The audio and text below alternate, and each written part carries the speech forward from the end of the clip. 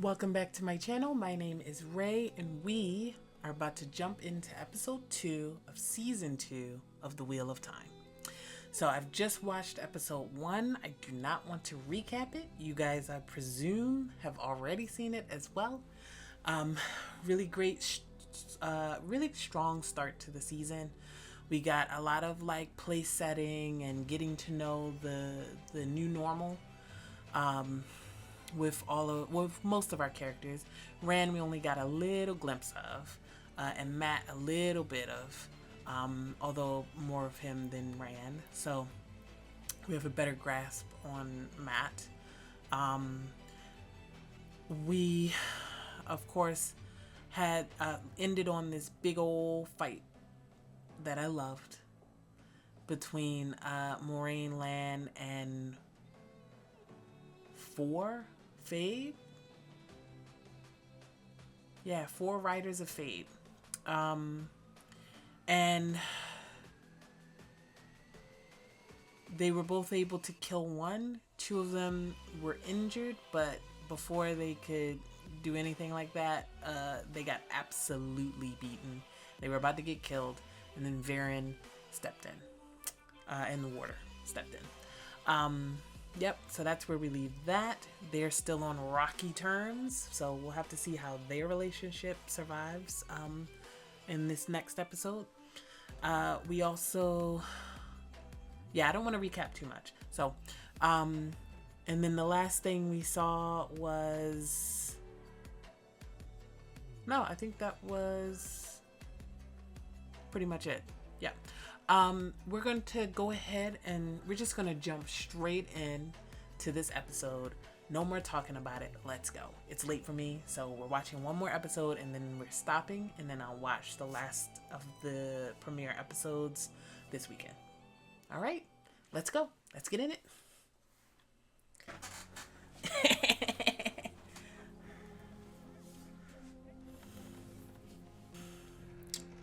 All right, Celine, let's see how they do this. Gonna get a heavy Rand episode. I kind of love how his red hair looks buzzed. So the Forget Carhine, they mentioned Carhine in the first episode. Oh, working in the hospital? Oh. Or in a mental hospital. Okay. Oh. They both look so down on their luck. You're still weak from the healing. And I don't want my saddle to slip. She's so cold. I kind of love it. I kind of love how much tension and how much everything between them just seems so strained. I love it. We were worried that you might. Oh. Nope, they are not there anymore. Oof. Just came in and killed everybody, huh? Jeez. That's disgusting, by the way. All them flies. Ugh. Useful to know the difference between vision and reality. Hurry, someone! The Isle have breached the wall! It's just me, Harold. Vicious fighters, you lot. All right. All right. So one. Cut down the cutting the clouds, kissing the atmosphere. Oh God, not the PTSD. Wow. Why is? Get out of here. Now come on. He's easy to wind up, that one. Always good for a laugh. What an The ass. wrong person one of these days. Oh, you? You clean up old man shite all day, every day. Don't vote, man. Yeah, this man is dead. We killing him. Can't wait. Can't believe you would do that to an elder and somebody you should be caring for. come here, the Yellow Sisters teach you that healing, it's a response to the symptoms and disease you're presented with. But my Aja, we stop the disease taking root in the first place. Sure. Men who can channel are not a disease. What I actually could do. She's trying so hard to make her go red, and she is never going to go red. Hundreds of years, we can do more than just react. I'm allowed to teach, accept it. Ah. Okay.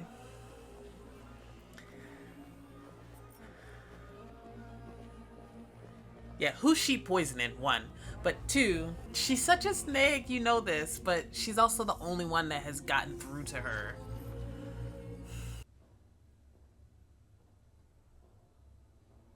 Oh, he's been here a long time. Yeah, he's eating the hell out of them sweet cakes. And then also, I hope he actually gets out and it's not a misdirect. But I got a feeling that she might know what he's doing. So where is he hiding the bits of stone? You really think they'd do a better job at cleaning up before we arrived, don't you think? Mine was full of rubbish too. Oh. Yeah, she's a poor person, her hun. You didn't just move in. But I did not. She's actually one of my favorite characters from the books. It's Western Andoran, isn't it? The Two Rivers. You were my, subject. No, she ain't. It's lovely to meet you, Egwene. Do you want to stay? No. Moiraine. She needs us. Oof, so Egwene and Nynaeve are going to be alone without Alanna No. Leandrin told me. and just Leandrin. Leandrin Sedai just left. If you hurry, perhaps you can catch her. You really should start calling them Sedai. Girl. They're very Two Rivers folk, you know.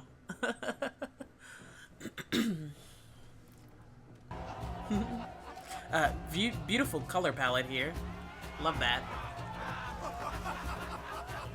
Oh yeah. This guy, are we killing him in the night, Rand? I mean, fuck him. Oh, no. Oh no, he's just gonna beat the hell out of him. Or is he gonna accidentally kill him with the power? Oh, yep, he's gonna accidentally kill him. Is he dead? Did he move because he... No, he moved. Okay. So he's not dead, at least. We can be alone together. Oh, he's so emotionally vulnerable right now. This is terrible, actually. But it's so like Celine to do this. Lead out to the city. Oh, and then the cut to Egwene and Elayne. Farina Sedai. Give me the woman's name. Now. Are you a narc? A favor to my mother. Of course, Shireen Sedai. Yeah. Breakfast or after? She's like, I don't mind. Like, As you wish. And she's you. like, I ain't no snitch. I'm sorry. Elayne is genuinely one of my favorite characters from the Wheel of Time series. I'm just say this right now. All her faults. I love that girl. Take the edge off the pain. Now, is this the man that Moiraine referred to in season 1 when she like, I know the man you keep, was it North Harbor? Yeah. What are you doing here? The Crimson Thorn. I'll still be hurting when you go. I need turmeric to help smooth the inflammation. Get out! Before I kill you, you get out! Get out! You stupid girl! Her son. Why do I not remember this? I don't know. Whatever. It doesn't matter. It's real interesting. Another cell. But It may be unlocked. What? Oh, Min! So you're the possum that's been scratching at my wall. That was the end of his sex life. Terrible. Terrible. How about you two? You never told us the story of how you met. Yes, let's hear the story of how you met. And let's see it. Sure, I said I had always heard that they were old. Cool. Oh, well, you got two of them, right? Like, I'm joking. But the moment my hand touched the scabbard, he crossed the 10 yards. I would rather not know the shit that's headed my way. Understatement.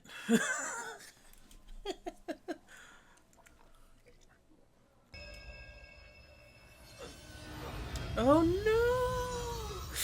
Not her seeing that. Oof, oof, oof. And of course we know from last season that all of her visions absolutely come true. You'll help me remember. And I'll help you forget. Not her volunteering to be a rebound. I mean, it's so her, so fair. Oh Lord, not the little tear in his eye. Egwene. Oh, and then she's about to become an accepted immediately. I hope you'll forgive me when I say jealousy. It's not the best look on you. Yeah, it really is not, girl. I'm not jealous. Egwene, Baby, yes you are. I am daughter heir to the most powerful nation in the world. I know what jealousy looks like. I'm pretty sure this is the end of the episode, so it's gonna be the next episode. Because my loyalty is to him. And him alone. Able to fulfill that. I'm still your war. No, you failed me. Without Perrin and Adelaide, I would be dead. Oh, girl. It's very clear what she's doing, but... I know. Because I thought we were in this together. Equals. We were never equals. Messy. A messy way to end this. Ooh.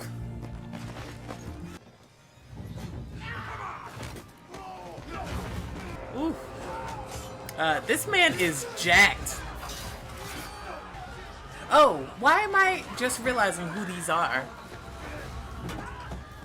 It's because their armor is different from last season. That's why. This is a great fight scene. Has he been learning how to fight on the road? I hope he has. Oh, did you just punch his helmet? This dude is so jacked for no reason.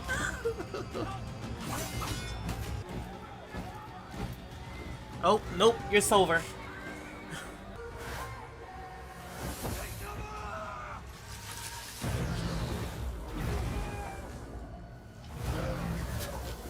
Yeah, it's definitely over after that. Because they ain't got no 3 oaths. Of the blood? Are they ready? Promotion. Oh, now I know what he's doing. I know what he's doing. I remember. Or I remember from the trailer. Rand is so good at this, by the way. Finding teachers with people who either don't know they're teaching him or are reluctant or unexpected places. Your usual orderly had a terrible accident last night. So I'll be taking care of you for the next few months. Locaine and Rand! Alright. Episode 2 of Season 2 of The Wheel of Time. Great episode. Really ratcheted up the kind of the jump into the rest of the season after the first episode, which was mostly just like place setting and letting us know who's where and who's with whom and what they're doing and everything like that, kind of getting us through the status quo. And now we're upsetting the status quo. Perrin has just been attacked and captured by the Shan Shan. I think that's how you're supposed to say it. Like I said in one of my previous videos, I have never looked at that glossary and genuinely tried to learn how to say any of this stuff. It's a fantasy language with fantasy names. You say it how you feel like saying it. Anyway, so he's been captured by the Shan-Chan. Who knows what they have in store with him, considering Ishamael is with them currently. Whew, so not good. Loyal is there as well was the rest of the Shinarans. So far, they don't seem to be dead, which thankful for that. Anyway, so we have that. That's where Perrin is. So perilous journey for him. I didn't talk in the last episode about him and Elias, and obviously his resistance. Very clearly, Elias is the same as Perrin, the golden eyes, everything. And it's very clear that he kind of wants to be Perrin's teacher, but Perrin is resisting it. For several reasons, but I'm sure he will have to soften up, or at least have to soften up on himself, because it's really about his relationship with himself and power and violence and feeling this power inside of him that confuses him and makes him feel. It's also like he's also dealing with all of the rage that he feels towards Pat and Fane, and the rage about Layla and about killing Layla and then blaming Pat and Fane, and it's all just bubbling up. And then he's away from most of the people he knew, he grew up with. Only people he kind of knows is Loyal and the Shinarans, and he's only known them for like less than a year. So I think he's just very resistant to any more changes after all of the changes he's been through. But I'm very excited to get into his arc with Elias. We also get more of Matt in this episode. As you know from previous videos, Matt was my second favorite character. Sort of, it's like back and forth. He was equally my favorite character with Nynaeve from the books. And I'm very excited to get more of him. I really like what Dónal is doing. We'll have to see throughout the rest of the season, but I'm very excited for his performance and for him and Min. They're fun. They're a fun duo. They're a fun pairing. So I'm very excited to see them opposite each other in the tower with the Red Sisters and to see where that's going to progress. Speaking of course, Min's dire vision of Matt stabbing Rand with the dagger that he got in Shadar Logoth. Oof. So we'll see where that goes. We also have, speaking of the Red Sisters, we also have Nynaeve still kind of learning under Liandrin. But she doesn't trust her, very clearly understand why. So she follows her and finds the man that Liandrin keeps in North Harbor. And we learn in this episode that man is Liandrin's son, not her husband or her boyfriend or lover or anything like that. It's her son. And of course, it was either in this episode or the last one. They blur a little bit for me, sorry. They did confirm or mention the fact that, I think it was the last one. No, it was this one. Because it's when they're walking around the square. They did mention that Aes Sedai can live for centuries. So we got a lot of, I'm sorry, she's running around. It's real late, so she wants to go to sleep. She's got the zoomies. Yes, so we did learn that Aes Sedai lived for centuries, or at least they revealed that to the audience who didn't know. Any of the audience members who didn't know. So obviously her son being an old man like this is completely possible. Like Liandrin is probably 150 or something like that. which is very interesting. Yeah. So it's always fun when you think about the Aes Sedai, because you never know how old they are and how experienced they are unless you know them for a fact. So yeah, I'm excited to see for them to get more and more into the Aes Sedai culture in the world, everything like that. It's interesting the way they play Liandrin and her son and that relationship, and with Nynaeve, and the complete flip that Liandrin did after Nynaeve found her secret. It's tough, right? Because you can't really trust Liandrin. So it's like, is she allowing Nynaeve to see this so that she can fool her? Or is she being genuine? Was she genuinely angry that she was followed and she really didn't know? Or is this some kind of long game ploy in order to get Nynaeve to trust her? Tough to know. It's really tough to know, you know? And she's proven herself to be kind of a snake, but is that a bit one-dimensional, and she actually isn't, you know, that flat of a character? Maybe, you know? It's tough to say. So I'm excited to see where we go there.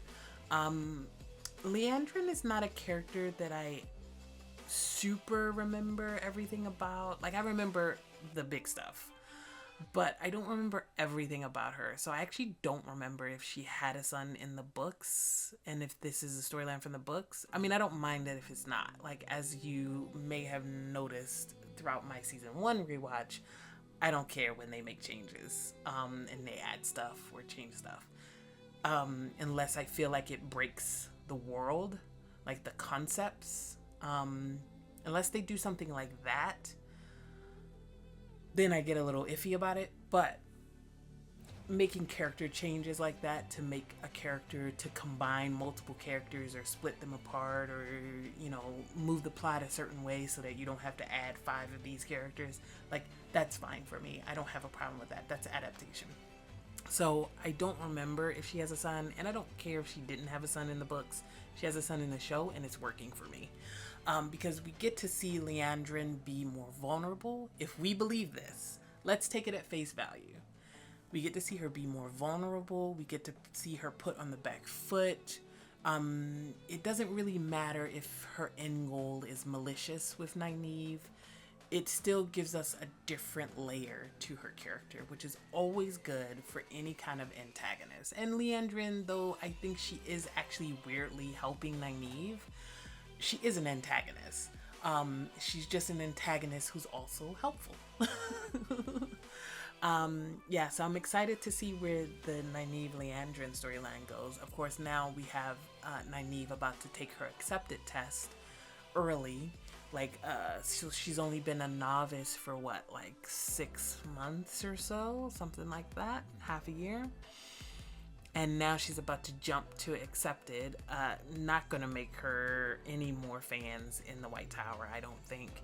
And certainly is not going to please Egwene.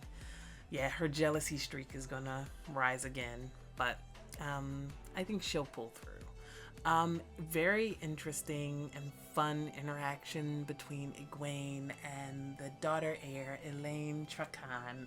I've mentioned throughout, but Elayne Trakand is genuinely one of my favorite characters. Now, I did rank, or I don't want to say rank, I did list my fave characters in one of the previous episodes of one of my previous reactions. Elayne is up there. It's Matt and Nynaeve kind of equal. It's my favorites. Yeah, and then it's pretty much like Elayne and Rand. And then you start getting into some other characters. But yeah, Elayne, when I say Elayne is one of my favorite characters, I really mean that. I love her. I love her chapters. I love her.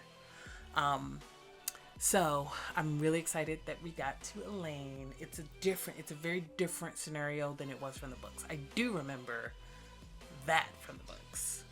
Elayne's opening kind of first scenes and stuff like that. So it's a bit of a different experience, but that's fine. I'm totally okay with that.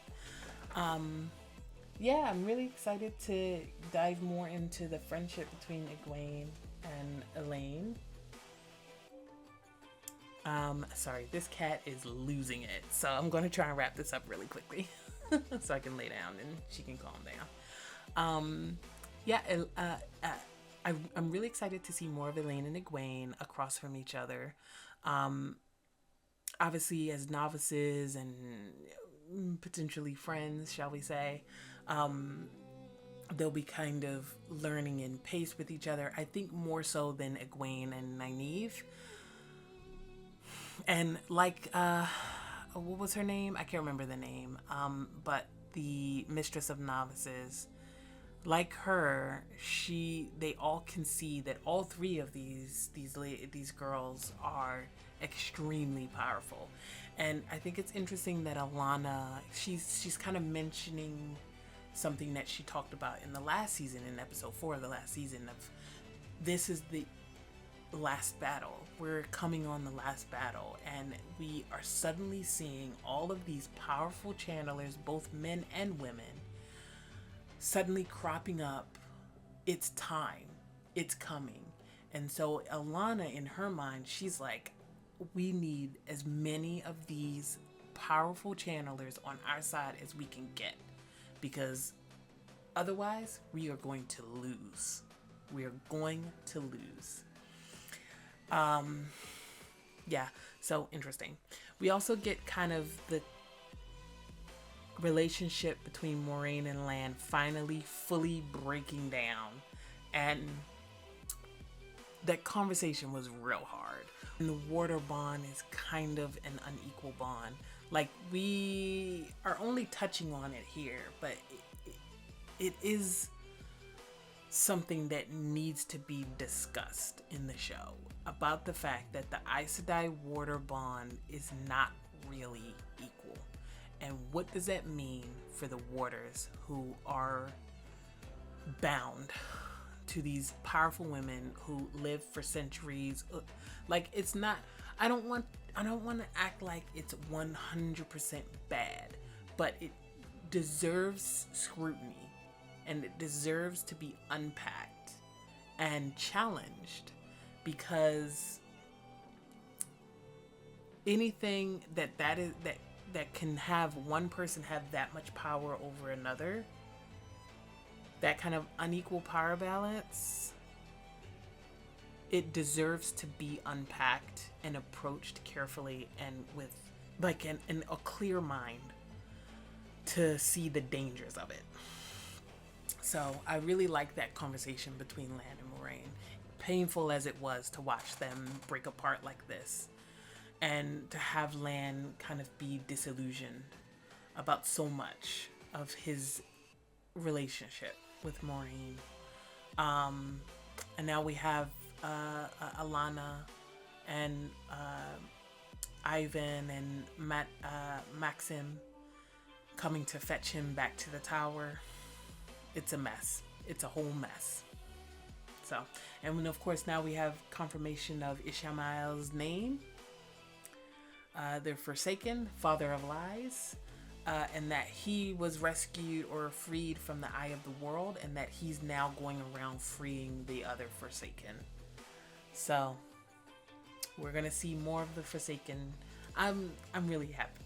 I wonder how many Forsaken we're gonna get, because they may decide to combine some of the Forsaken into, one person. So we might not have as many as we used to, but we'll have to see. I can't remember how many statues Steppen had. I might have to go and look at that again, but I don't remember how many statues he had. So that would actually tell me how many Forsaken there are. So I'll look that up after this, maybe.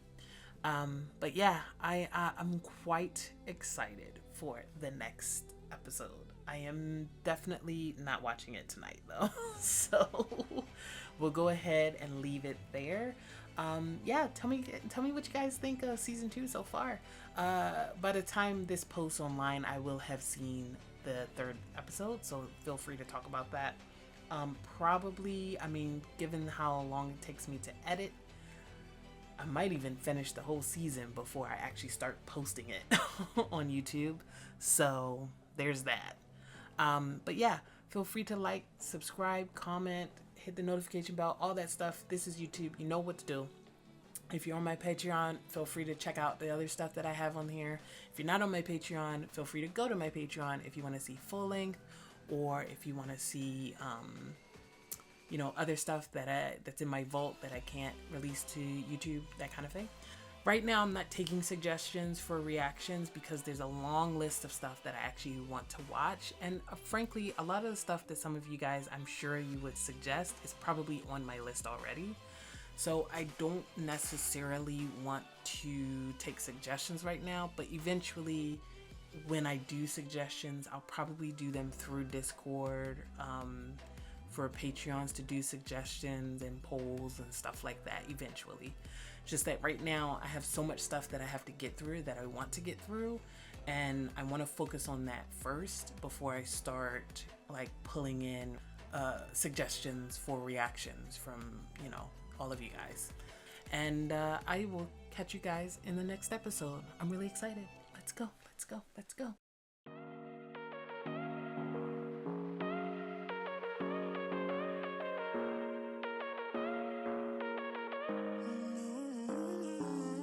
Baby, it's whatever. All this ever, but you long gone, it don't matter.